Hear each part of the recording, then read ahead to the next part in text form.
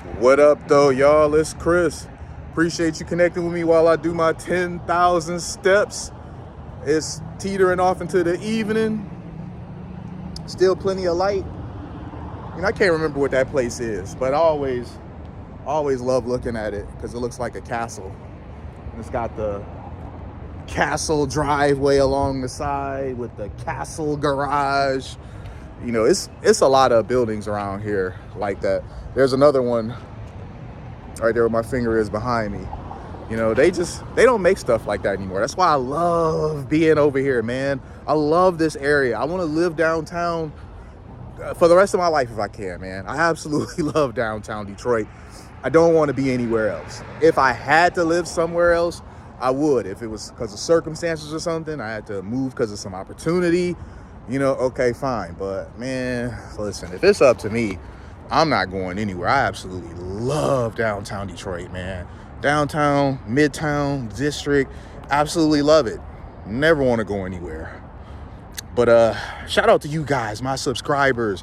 The climb to 5,000. We long went past that goal of 1,000.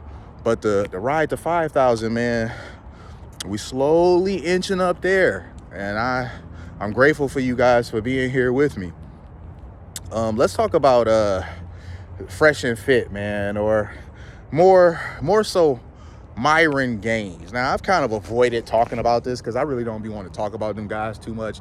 You guys know how I feel about Red Pill. I'm not really a fan of it because I think that the largest voices, or the loudest voices, maybe they're not the largest, but the loudest voices in that space, they're not good people to take advice from.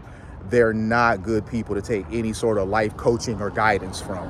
So even though Red Pill ideology in itself isn't inherently a bad thing, the people who are teaching it, the ones that are the loudest, they are just terrible examples of what a man should be like, how a man should move, and just how a man should think. Just overall, these guys, you know, you got the one guy, Cooley, you know, as much bashing of single moms as he was doing. Never date single moms. Single moms are for, recreation use only and whatnot. We find out that he got with a single mom of 2.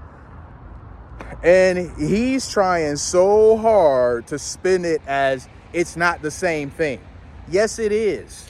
Okay, that whole do as I say, not as I do.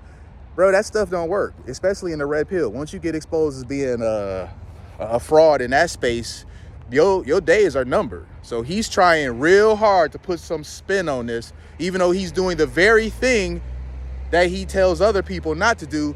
It's somehow different with him doing it. Foolery. Myron Gaines, you know, I know that's not his real name. You know, his government name, man, I don't even know what that is. It's something. But this guy, you know, the Red Pill stuff, it doesn't seem like it's as lucrative for him anymore. So now he's teetering over into racism, you know, and he attacks all types of groups. He seems to really come heavily for black folks. He does attack other groups too, but black folks seem to be his main target. And I think that's because he's trying so hard to win approval of these white guys that you know, are very hateful of other non-white groups. They're very, very hateful of non-white groups. And he believes, at least what it seems like, that if he butters up to them and like, hey, look, I'm one of the good ones, that he'll get their approval. They're never going to give him their approval. Guys like that, if you are non-white, you have a 0% chance of getting their approval. I seen a few clips of him being in spaces with these guys and they were dragging him. You know, one of them told him that if they take back this country, he got to go back to where he came from too. And they started calling him a sand N-word and stuff. So, you know, this is bad comedy. You know, the guy that you're trying, or guys you're trying so desperately to win approval of, they really don't like you. And they're very expressive about the fact that they don't like you. And it's because of your skin color. They make no bones about it, but you keep desperately, it's kind of pathetic to try so hard to win the approval and adoration of people that you know will never give it to you. It makes me wonder, where was this guy's father at? Some of the stuff that he be talking about, his demeanor, his vitriol when it comes to women, it's like, dude, where was your pops at, man? Because I know you couldn't have got this stuff from him. Like, where was your pops at for real? So here he is tap dancing for these sorts of groups, the angry guys of the internet. And I guess that's the new grift. So he's had some viral moment with a sister on there recently, and that sister, you know, she seemingly was a divester. You know, she's a black woman. She's on there getting dragged by him for being a black woman, but then people dug up old tweets that she made where she was dragging black men. So I found this to be interesting because you go on a platform of this nature, you get exactly what you signed up for. And now it becomes the fault of black men. Well, black men, and mind you, you're dragging black men any other time. You, as a black woman, I don't think she's African American. I think she's from somewhere else. But still, a black woman, you're dragging black men, but now you want black men to step up and defend you when you went on a platform and got, as Charlemagne would call it, Negro wake-up call. It's ironic that is from a guy who's brown as well, but them's the breaks. So stuff like this happens. And when I see stuff like this happens, I always see black women on social media saying, black women are the least protected group. Black men do not stand up for black women. Black men do not protect black women. It's because y'all don't listen to anybody. Y'all don't listen to anybody, especially us as black men. Y'all don't listen to anybody. Because if y'all had men in your lives, men who you cared about, men who you actually would, get over yourself, stop trying to be strong and independent, and for a change be feminine and submissive, these men would tell you not to go on these platforms to begin with. If you got a man at home, or even if he don't live with you, you just got a man in your life, period, and you talking about you want to go on that particular podcast, more likely than not, he's seeing what happens on those when it comes to black women. And he would strongly suggest you do not go. And if you would willingly listen to your man, you wouldn't go. So this whole thing with black men don't protect black women is foolery. The reason why black women end up in some of the spaces that they end up in is not because we don't protect black women. You don't listen to black men. You don't. You want to be independent so badly. You want to move separate from us so badly. You go out there and you do that. You make extremely poor decisions that put you in some really bad circumstances. And when you do that, where's that same independent energy? Where's that same independent energy? You didn't want our protection. When you went out there beating on your chest, talking about how independent you are, you don't need no man. And now that you found yourself in a bad situation, now you want black men's protection. You want black men to defend you. No, it's not. Listen, it's not any random black man's job to protect you and you out there moving crazy. Get a man, it's his job to protect you. Like for me, it's not my job to protect some random woman that's mouthing off and creating problems for herself. It's my job to protect mine. Just some random chick that is out there, don't know when to close her mouth, don't know when to leave when it's time to leave, and I'm not going nowhere, I have the right to be here, sort of stuff.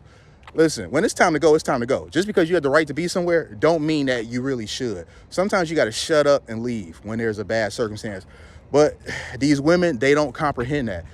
They create the worst possible scenarios for themselves because they're too stubborn, too hard-headed, and chalked up too full of masculine energy. They trying too hard to prove themselves, and it puts themselves in bad situations that they didn't want other people to come rescue them from. Get over yourself. That's the problem. You want so hard to be men, it seems like. And even men don't move like this. Men don't move like this, man. I can't tell you how many times I've seen a woman in a bad circumstance that she put herself in. And it almost always is a black woman. I'm not saying it doesn't happen with other groups. I'm saying that the ratio is not nearly the same. It is usually going to be a black woman, because the thing is that women from other groups, they don't be trying to move independent from their men. They don't go out to these various different places without their men. That's why they're protected. Not sisters though. Too proud, too strong, too independent, and you don't need no man until you do.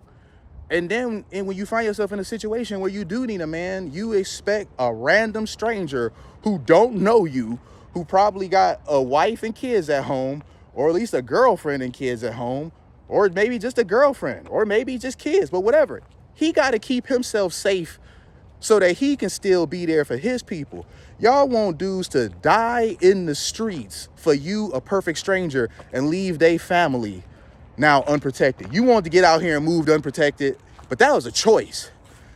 You want them to die protecting you, someone that's out here moving unprotected by choice, and they now leave their family unprotected, and they had no say in that. So I'm sorry, y'all. There comes a point in time where somebody got to keep it a buck with y'all and be honest. I love my sisters, but y'all are too stubborn, too hard-headed, too much of everything that doesn't work. Too disagreeable, all of that. Like, it doesn't work. The way y'all moving, it does not work. And I mean, really, I don't know why black women keep going on the Fresh and Fit podcast. That makes no sense to me.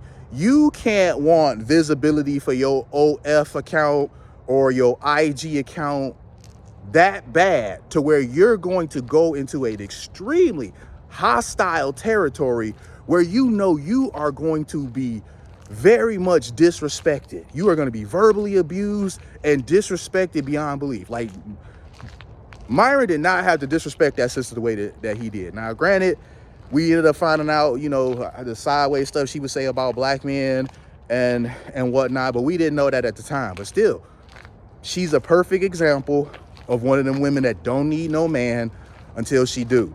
She went on there, things blew up, they went about the way that we expected them to go, and then now black men don't protect us. We're the least protected group of women. Foolery. Let me know what y'all think about this, man, because I'm really looking for the comments on this. I'll let y'all soon. Peace.